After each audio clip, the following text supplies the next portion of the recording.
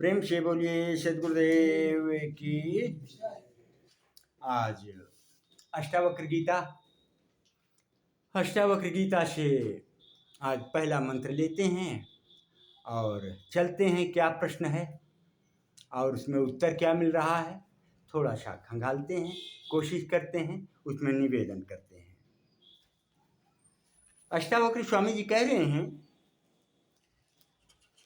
एक शिष्य का प्रश्न है, कथम ज्ञानम अवाप्नोति कथम मुक्तिर भविष्यति वैराग्यम च कथम प्राप्तम एतत् ब्रूहि मम प्रभो। क्या कहना चाह रहे हैं? कह रहे हैं कि हे प्रभु, स्वरूप ज्ञान कैसे प्राप्त होता है।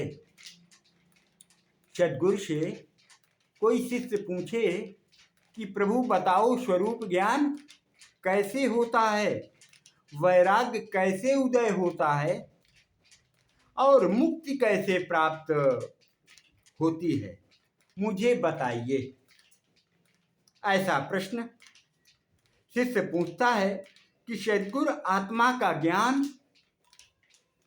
कथम अवाप्नोति अर्थात कैसे प्राप्त होता है।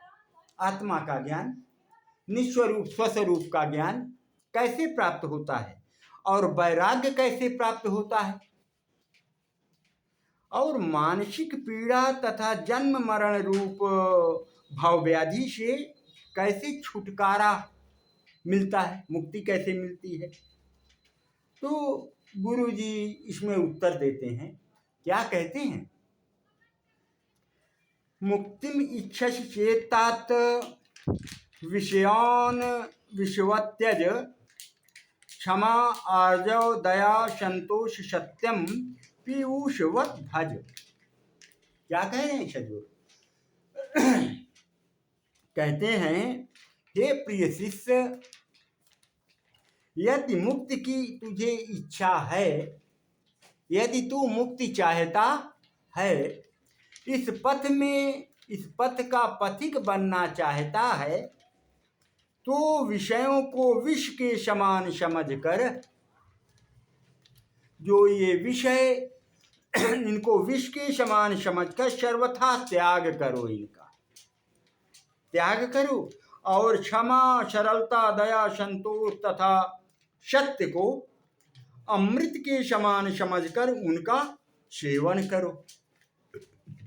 इसमें दो बात विशेष आई।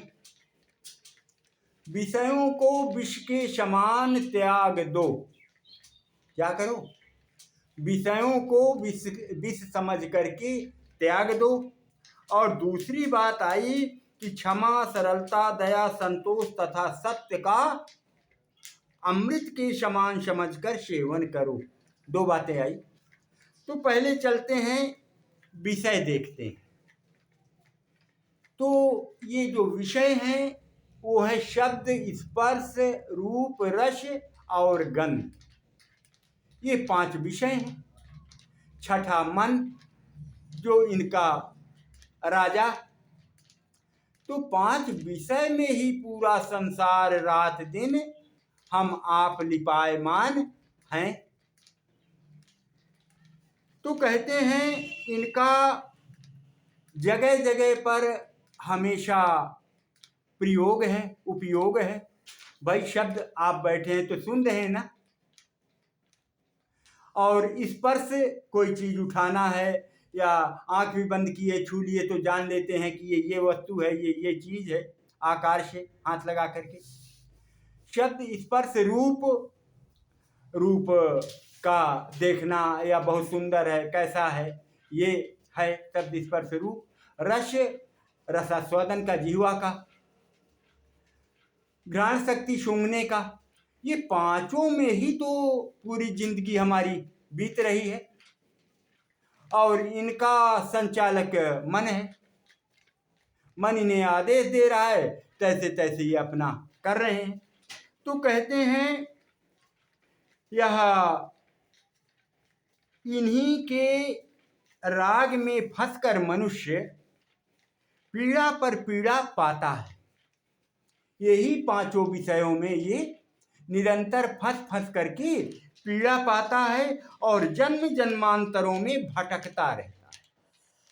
गलत गलत विषयों का दुरुपयोग किया, करना था सदुपयोग, लेकिन माई जा रही थी, कोई यमुना युवती जा रही थी तो आंखों से गलत देख लिया, तो लेना न देना और एक पाप धारण कर लिया, तो गठरी धीरे धीरे बना लिया, तो तिर्यक योनियों में जाना पड़ा ना।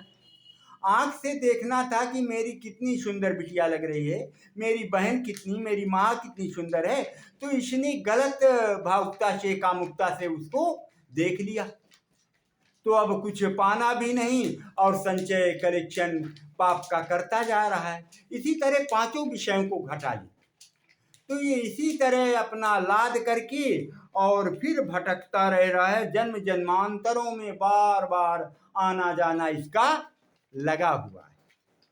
जिसे मानसिक पीड़ा से सर्वथा छूटने की तथा देह धारण और संसार में भटकने से सर्वथा मुक्त होने की समझ आ गई या आ जाए, उसे चाहिए, क्या चाहिए कि मन इंद्रियों को उत्तेजित करने वाले, मन इंद्रियों को उत्तेजित करने वाले विषयों को त्याग कर दे। मन को उत्तेजित करने वाला जो है वो बात जहां पर हो उस बात को मत करो। भाई एक बार पंडित जी कथा कह रहे थे, तो श्री कृष्ण भगवान वाला और वो सखियों का जलाशय, जल में क्रीड़ा करने वाला, तो उनका जो है सब पूरी साड़ी वाड़ी लेकर कदम में चढ़ गए, तो अब बोले कि बाहर आओ बाहर आओ, तो पंडित यही बताया और थोड़ा बाहर आओ और थोड़ा बाहर आओ। तो एक मद्रासी था, उठ के खड़ा हो गया, बोला ये कथा कह रहे हो कि और बाहर आओ, कुछ और कर रहे हो, हम लोगों को परेशानी हो रही, थोड़ा आओ आओ, तो फिर वो अच्छा स्थल दिखाई देगा, फिर क्या दिखाई देगा, तो ये कथा अपनी बंद करो, थोड़ा और बाहर आओ। समझ में आ रही बात?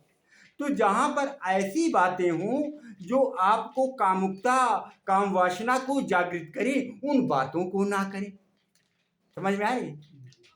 कोई मादक पदार्थ है जिससे उत्तेजना मिलती है और उसमें चित होना पड़ता है, वो चीज को मत लो। अपने हाथ को स्नान करते समय, गुप्तांग को साफ करते समय तक ही केवल वहां स्पर्श करें, बाकी इसका स्पर्श ना करें, तो उससे बचा जाए। यही ना यहाँ पे सद्गुरु कहते हैं कि केवल शरीर निर्वाह के लिए, हाँ, उत्तेजित करने वाले सारे विषयों का त्याग कर दें और केवल शरीर निर्वाह के लिए, जिससे निर्वाह हो जाए, सरल सहज सात्विक संतुलित भोजन, वस्त्र और आवास ग्रहण करें। ये तो हम आप जितने बैठे हैं शायद किसी के पास उपलब्ध ना हो, सबके पास है ही, कहने का मतलब कि सबके पास है, और फिर भी इतना ज्यादा पीड़ित हैं कि अभी वो 99 का 100 पूरा नहीं हो रहा। हम आप तो मिडिल पर्सन या लोअर, लेकिन जो हाई फाई पार्टियां बैठी, जिनके पास अकूत संपत्ति है, उनको भी चैन नहीं है, रात को नींद नहीं आ रही है। यही ना, तो अब कहते हैं जब है तो क्यों इतना व्यथित है, थोड़ा सा मान जा, लेकिन मानता नहीं। शुद्ध ब्रह्मचर्य का सेवन हुए बिना मोक्ष असंभव है। शुद्ध ब्रह्मचर्य ये क्या है? ब्रह्मचर्य तो सुने थी, ये शुद्ध भी लगा दिया। शुद्ध ब्रह्मचर्य, ब्रह्म जो बड़ा हो, महान हो, जो बड़ा हो, महान हो और या श्रेष्ठ हो, उसको ब्रह्म कहेंगे। और ब्रह्मचर्य अर्थात आचरण, जो श्रेष्ठ आचरण करे वही ब्रह्मचर्य है। पकड़ में आ रही बात? केवल जननेन्द्रिय संयम, लिंग में आगे छल्ला लगा लेना, यौनाचार न करना ही ब्रह्मचर्य है। ऐसा कुछ नहीं, शादी नहीं किया ब्रह्मचारी है, बाल ब्रह्मचारी है। और निकल कर बातें आती हैं तो बाल ब्रह्मचारी, पता नहीं क्या कुछ कर बैठे हैं, मात्र शादी भर नहीं हुई है। इसलिए ये बातों में ना जाएं, ब्रह्म आचरति स ब्रह्मचारी, ब्रह्म का आचरण करे, उस पे चले, अर्थात ब्रह्म माने श्रेष्ठ, श्रेष्ठ श्रेष्ठ अच्छे रास्ते पे चलने वाले को ही ब्रह्मचारी कहा जा सकता। और फिर बोले शुद्ध ब्रह्मचारी, अर्थात अब शुद्ध लग गया तो शकलेंद्रीय संयम, पूरी इंद्रियों का संयमन कर लेना ही शुद्ध ब्रह्मचर्य हुआ। समझ में आया? शुद्ध ब्रह्मचर्य शकलेंद्रीय संयम कर लेने से ही हुआ। इस तरह से कहते हैं कि अतएव ब्रह्मचर्य का अर्थ, अतएव ब्रह्मचर्य का अर्थ,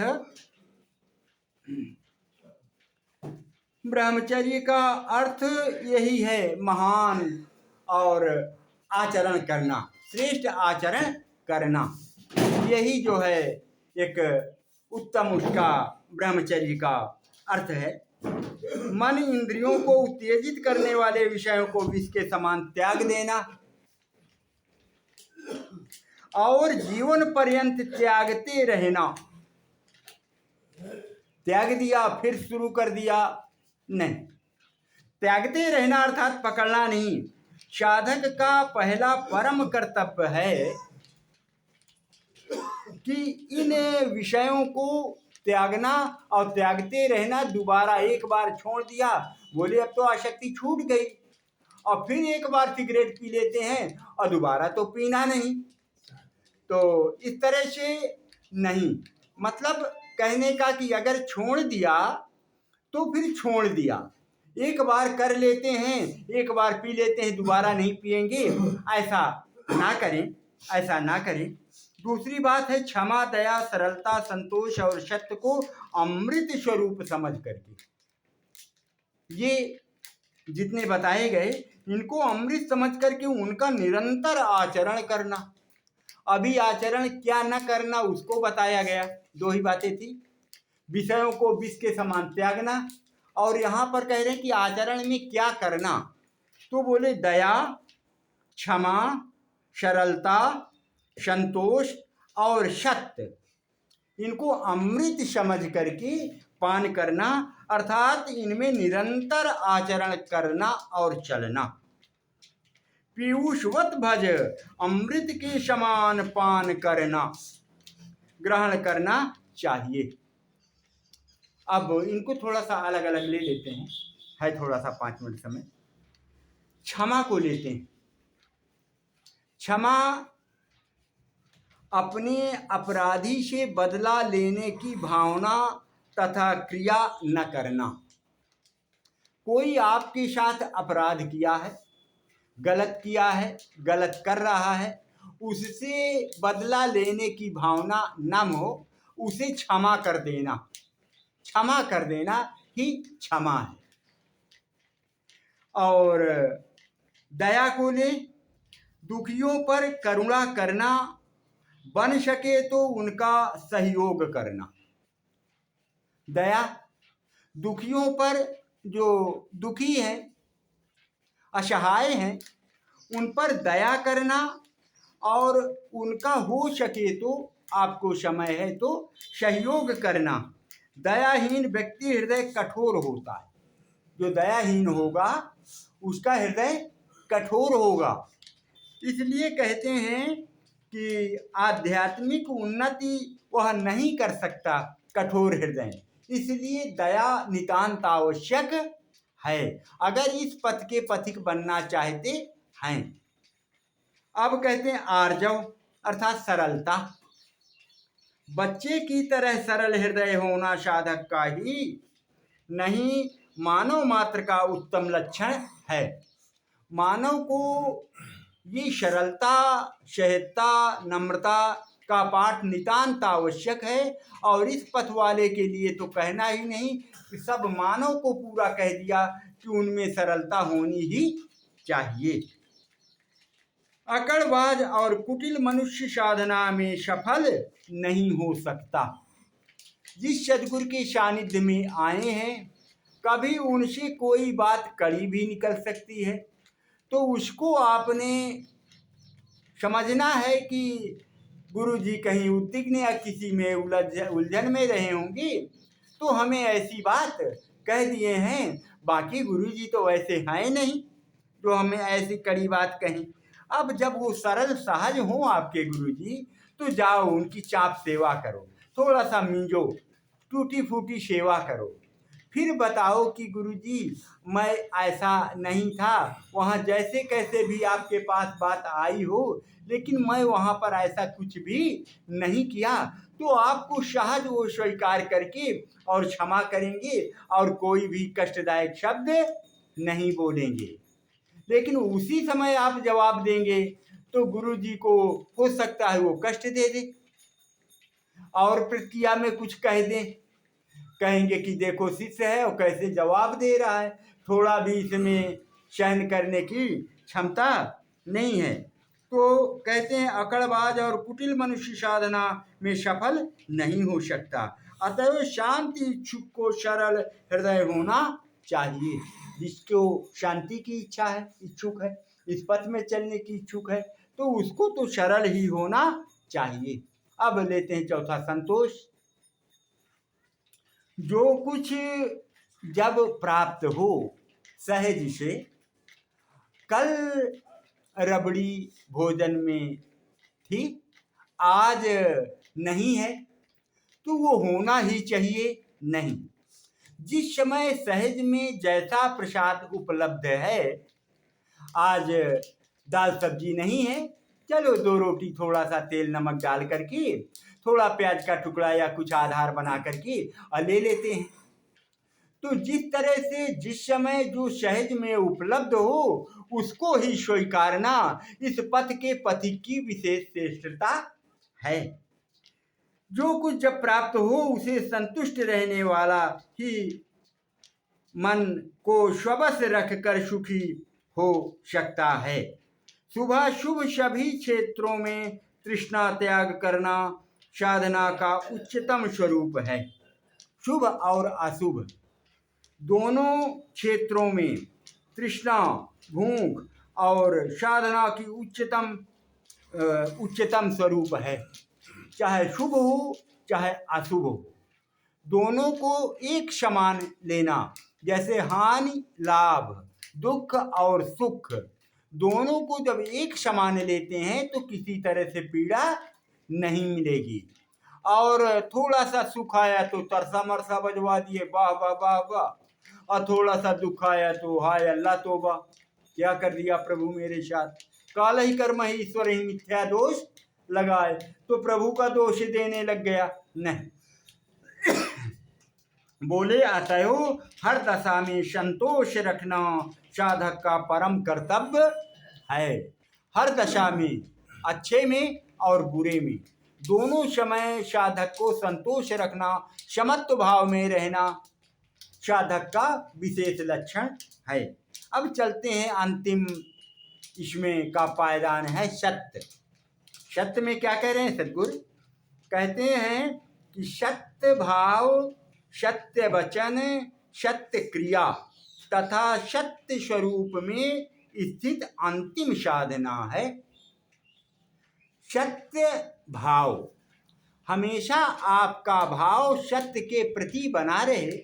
वो सत्य आपका अचला, आपकी देह, आपका घर, मठ, दुकान, पत्नी इत्यादि नहीं है।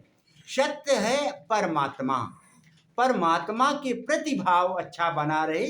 मेरे अंदर हृदय देश में ऐसे मैले कुचैले में कृपा करके वो वास कर रहा है। ऐसा भाव बना रहे कि मेरे किए हुए कर्मों द्वारा अधोगति में वो ना जाए। भाव बढ़िया सुंदर बना रहे सत्य के प्रति, और सत्य वचन ही का पालन करें। पूरे दिन में जो भी भाष्य या वाणी से आपके निकले उसमें सत्य पर ही निकले। असत्य बोल करके बहुत कुछ मिल जाएगा, कमा लेंगे, नहीं। अपना सुनिश्चित है इतना % मैंने लेना है, ये व्यवसाय कर रहा हूँ, सेवा सबकी कर रहा हूँ, वही सुनिश्चित रहे। चाहे बालक आए, चाहे वृद्ध आए, चाहे यौना आए, चाहे महिला कोई जर्जर आए, सबके लिए एक ही भाव, तो सेवा भाव हो गया। सेवा भाव हो गया तो अब किसी तरह से असत्य नहीं हुआ।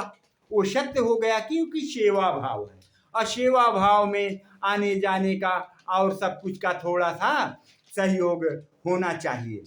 सत्य वचन हो गया और सत्य क्रिया, दिन भर के किए हुए कर्मों में सत्य का ही पालन करना, अपने द्वारा कोई गलत कर्म ना हो जाए जिससे किसी को कष्ट हो जाए।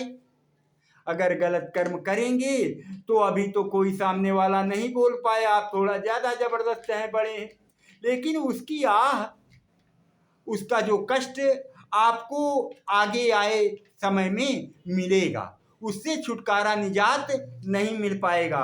इसलिए क्रिया में निरंतर ध्यान रखना, मेरे द्वारा कोई गलत क्रिया, ये पांचों जो इंद्रियां, ज्ञान इंद्रियां हैं, इनसे पांचों से कोई व्यवसाय में गलत कर्म ना हो जाए। आज तक हम असत्य का आधार लेकर भटकते रहे हैं, असत्य का ही आधार लेकर के जन्मत मरत दुशाह दुख होई में पड़े हुए हैं। देहादि सभी उपलब्ध अनात्म वस्तुएं छूटने वाली हैं, जिनको संजो संजो करके बना रहे हैं। कहते हैं कि स्वामी जी के पास एक बड़ा आदमी आया, तो लोग भगत बताए, महाराज जी एक बड़ा सेठ साहूकार आया है। तो सेठ साहूकार को सामने लाया गया, तो स्वामी जी बोले कि अच्छा आप ही हो, अच्छा इसका मतलब आप बहुत बड़े कबाड़ी हो। तो सेठ को बड़ा धक्का लगा, मुझे तो सदगुरु कबाड़ी कह रहे हैं। बोले अच्छा तुम्हें कष्ट हो गया क्या सेठ जी? तो कुछ ना बोले, तो बोले तुम पक्के कबाड़ी हो। तो बोले, अब अपने से बताने लगे, बोले देखो सब लोगों के पास कहीं एक फ्रिज होगा, दो फ्रिज होंगे, और तुम्हारे घर में कम से कम 7-8 फ्रिज होंगे, क्योंकि किसी का थोड़ा सा वाल भी कुछ गड़बड़ हो गया, तुम उसे हटाकर नया नया ले आए। तो तुम्हारे पास नया नया, क्योंकि पैसे की कमी नहीं है, तो तुम्हारे यहाँ इतना कबाड़ नीचे के तल में भरा पड़ा है, उसको तुम किसी को दे नहीं सकते। नीचे जाओगे तो तुम्हें याद आएगा 15 साल पहले का ये मेरे पास का सामान है, पंखा, लेकिन उस पंखा किसी गरीब गुरबा को दे नहीं सकते। तो तुम्हारे पास कबाड़ ही तो भरा, तुम बड़े कबाड़ी हो। कोई थोड़ा छोटा कबाड़ी तो तुम बड़े कबाड़ी। समझ में आ रहा है? तो ये वैभव की इसमें रंग में, रूप रंग में जब हम झूल जाते हैं, जूझ जाते हैं, तो हमें ये पकड़ करके बिल्कुल से गिड़गिड़ाने वाला बना देता है। सब कुछ होते हुए फिर भी गिड़गिड़ाता रहता है। तो कहते हैं कि ये सब छूटने वाली हैं और क्षणिक है, परिवर्तनशील हैं, और इनकी ऐसी ही अवस्था को हम जाने समझें तो इनसे आसक्ति कम रहेगी, सेवा भक्ति रहेगी। सेवा करें और आसक्ति इसमें होकर के और पकड़ करके इसमें चिपक ना जाएं।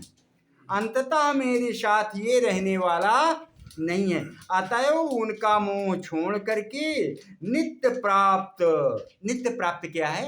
अपना निज स्वरूप, स्वसत्ता, आत्मसत्ता, ये हमेशा जो प्राप्त है, आपके साथ है, एक पल भी नहीं रह सकते इसके बगैर। इसको जानो, इसको समझो, इसमें जियो। ऐसा कोई ये जो 5 बताए गए कोई कर्म ना करें जिससे इसको तिर्यक योनियों में अधोगति में जाना पड़े।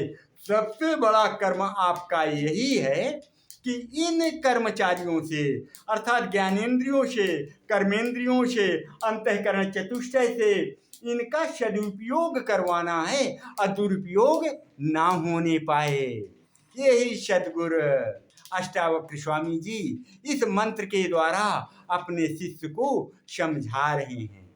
हम भी कुछ देर इस मंत्र में निवेदन करने की कोशिश किए।